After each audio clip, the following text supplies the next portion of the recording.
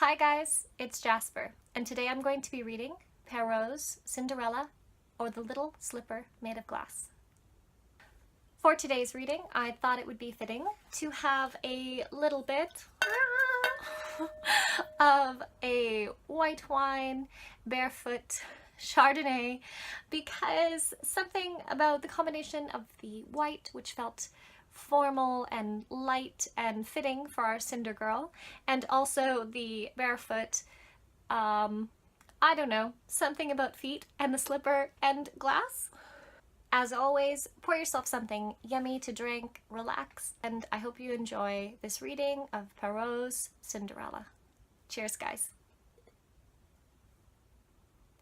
Cinderella, or the Little Slipper Made of Glass. There once was a gentleman who was widowed and married again.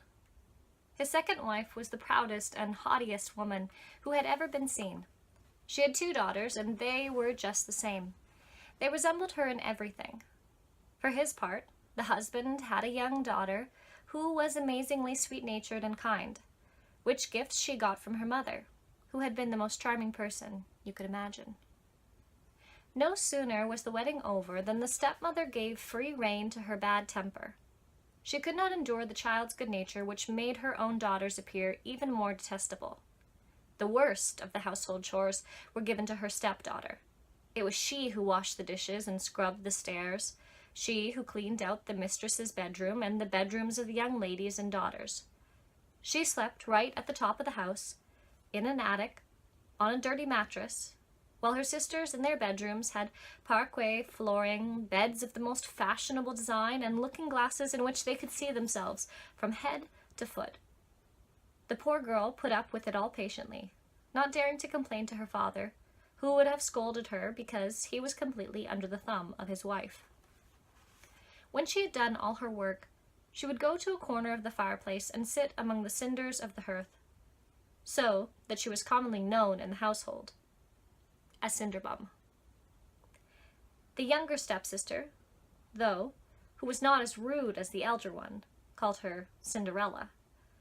Even in her ragged clothes, she looked 100 times more beautiful than either of her sisters, despite their splendid dresses.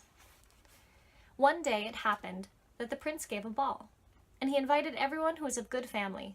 Our 2 fine young ladies were included, because they were very important people in those parts. They felt extremely pleased with themselves and kept themselves busy choosing dresses and hairstyles to suit them, which meant more trouble for Cinderella, for it was she who ironed her sisters' clothes and pleated their cuffs. They could talk of nothing but what they were going to wear. The elder one said, "I shall put on a red velvet dress and my English lace." The younger one said, "I shall put on the skirt I always wear, but to make up for it, I shall have my cape with golden flowers and my diamond hairpin, which is something you won't see every day." They sent for the best hairdressers in town to put their hair into double rolls of curls, and went to the best supplier of beauty spots. They summoned Cinderella to advise them because she had good taste. The advice she gave was perfect. She even offered to do their hair, which they gladly accepted. While she was doing it, they said, "Cinderella, wouldn't you like to go to the ball?" "For pity, sisters, you're making fun of me. That kind of thing isn't for me." "Quite right. How everyone would laugh to see a Cinderbum going to a ball." Anyone but Cinderella would have done their hairs all askew, but she was good by nature and did it very nicely. They were in such transports of happiness that they ate nothing for almost 2 days, and more than a dozen laces got broken while they were being laced into their corsets to make their waists look thinner. At last, the happy day arrived. They set off, and Cinderella watched them on their way for as long as she could. Seeing them no longer, she began to cry. Her godmother saw that she was all in tears and asked what the matter was. I wish,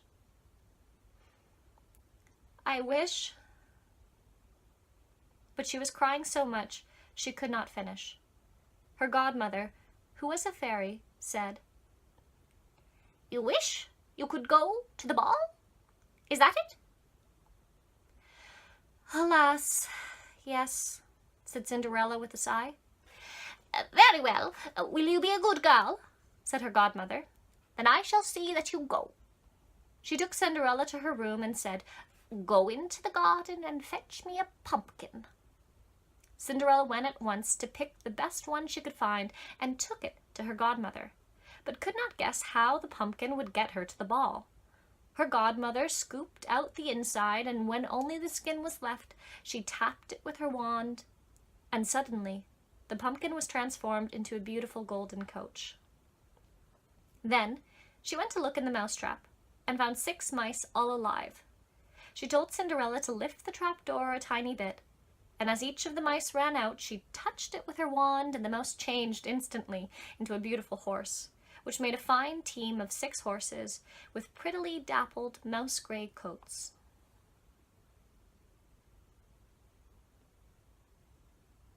As she was puzzled about what to turn into a coachman, Cinderella said, I'll go see if there's a rat in the rat trap.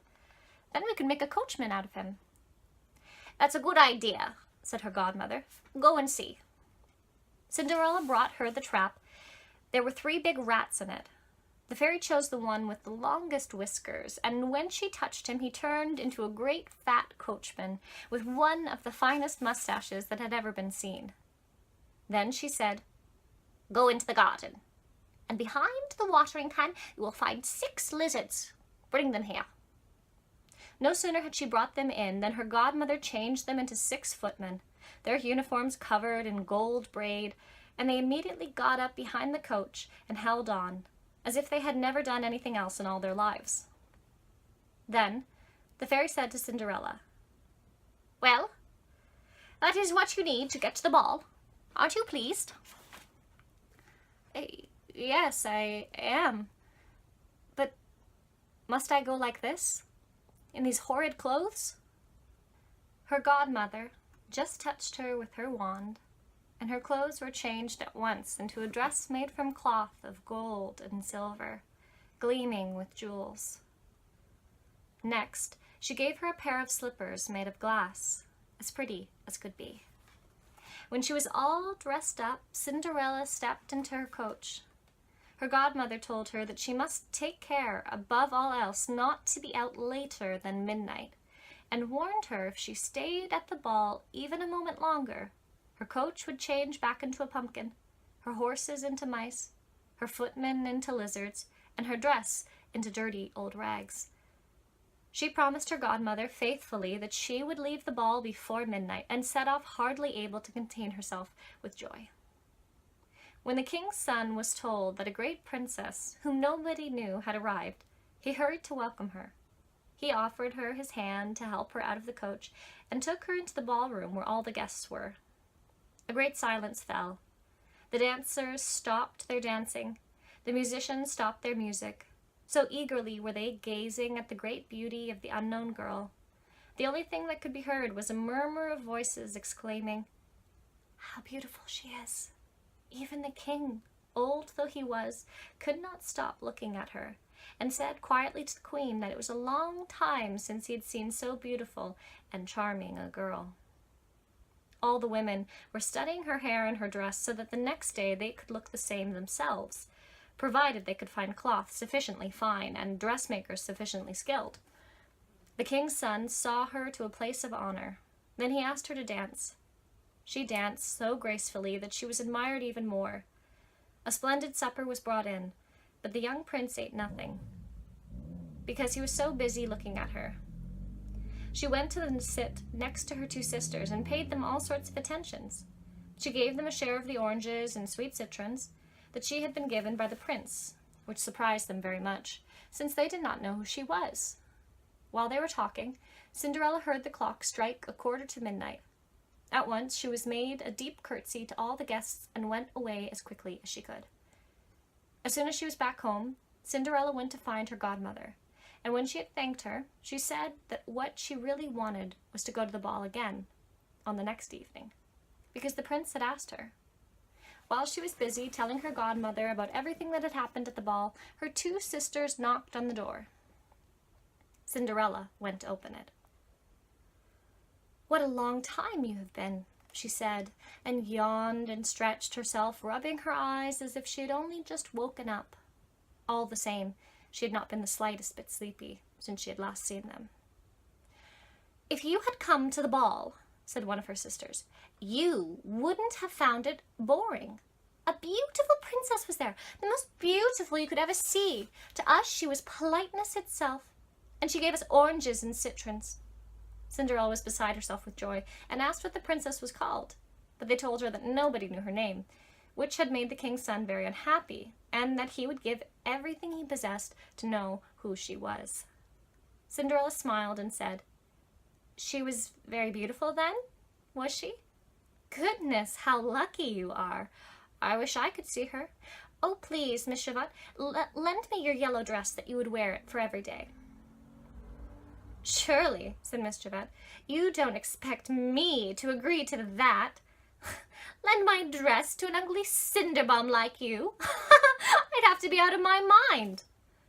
Cinderella was expecting to be refused, and she was glad, because it would have made things very difficult for her if her sister had agreed to lend her the dress. The next evening the two sisters went to the ball again, and Cinderella also, in a dress that was even more gorgeous than the first time.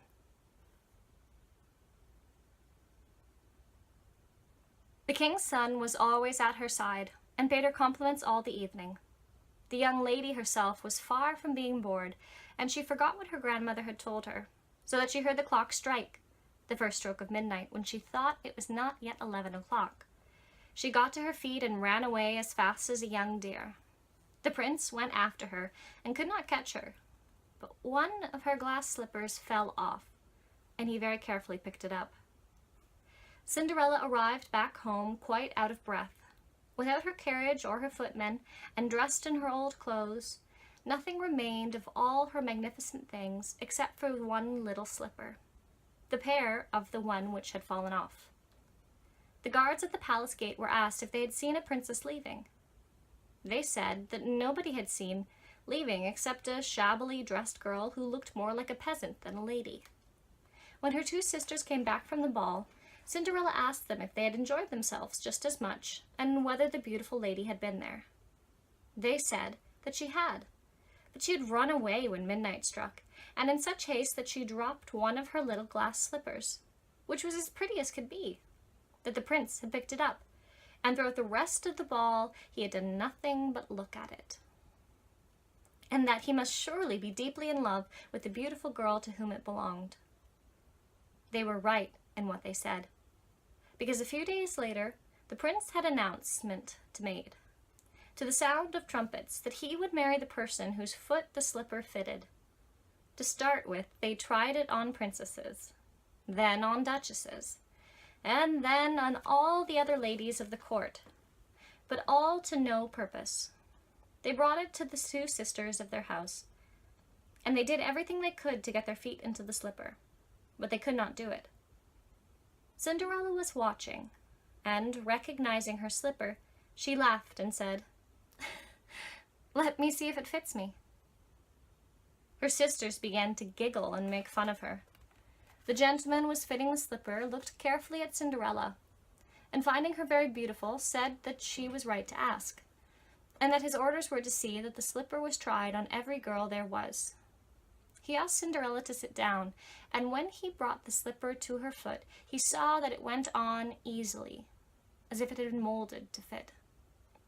The two sisters were completely amazed, and even more when Cinderella took the other little slipper out of her pocket and put it on. At that moment her godmother arrived, and touching Cinderella's clothes with her wand, she made them even more splendid than all her other dresses.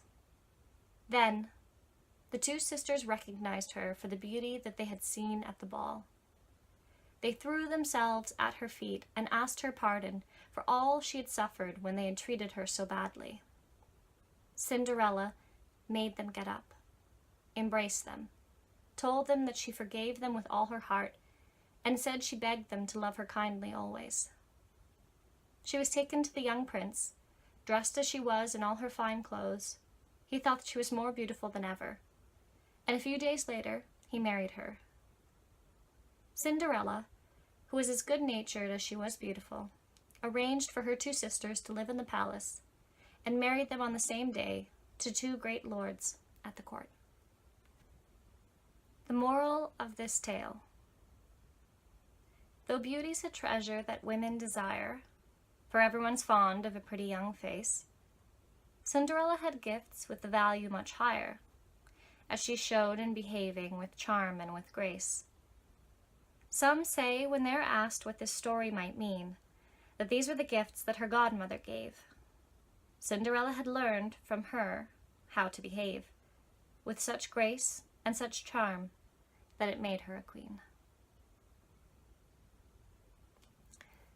So, rereading the story, the thing that always stands out to me is that it's a lovelier, sort of simpler version than many of the other Cinderella versions, and certainly among the Cinderella adaptations. It is a story that it's simple, it's lovely, and it's light, and it doesn't have the same sort of sense of bitterness in it. I mean, certainly compared to the Brothers Grimm version with the bloody vengeance in which, Cinderella has, when she gets married, she has her sisters on either side, and Bird pecks out the one side of the eye and the other side of the eye, and then the two stepsisters switch place, and the birds peck out the other eye that's on the outside. Their eyes have to be pecked out, they have to cut their heel and their toe off. There's this real sense of like bloody vengeance against them, but in Perrault's version you don't have this, and I think that there's something really kind of nice in that. There's something, certainly fun and interesting about the gruesomeness and the bloodiness of the Brothers Grimm version, and that has a whole sort of other take to it. But Perrault's version is simple, it's light, and it's lovely. And I think this is because it is really trying to put forward this notion of Cinderella's character and her kindness, which is something that among adaptations, I think the recent Cinderella film that came out, I think 2015, that Disney put out, the live action adaptation, it really tried, the focus was have courage and be kind.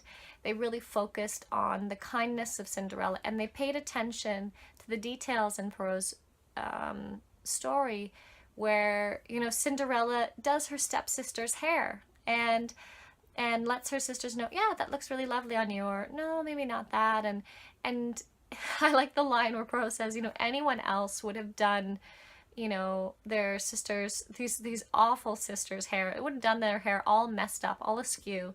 But Cinderella was kind, and she does it well, because there is some love for her stepsisters, even though they call her Cinderbum and are really kind of nasty with her.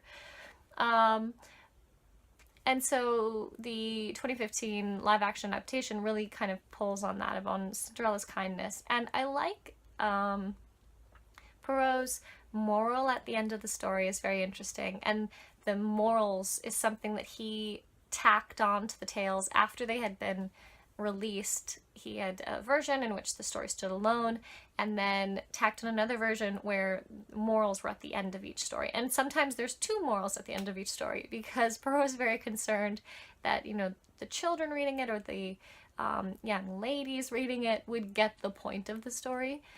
But I think it's very sweet that he doesn't, at the same time, even though he is really kind of trying to monitor, like, this is what the story is about in case you missed it, he does leave some looseness in the way he provides the moral in a poem.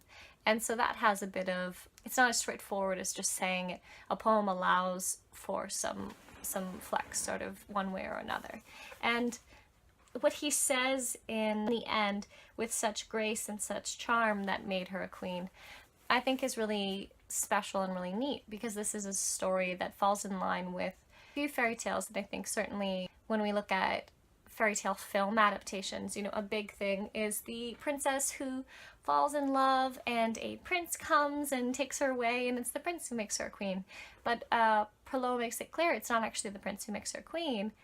It's not marriage that makes her a queen, it is her grace and charm which makes her a queen. And I think that that is something special. There is certainly, you know, again, it's a simple story. You don't get much on the prince except that he's real lovesick about this girl, and you know, it's very sweet, the image of him staring at this glass slipper all throughout the ball and just being like, where'd she go? So it's a very simple story. It leaves a lot to be filled in.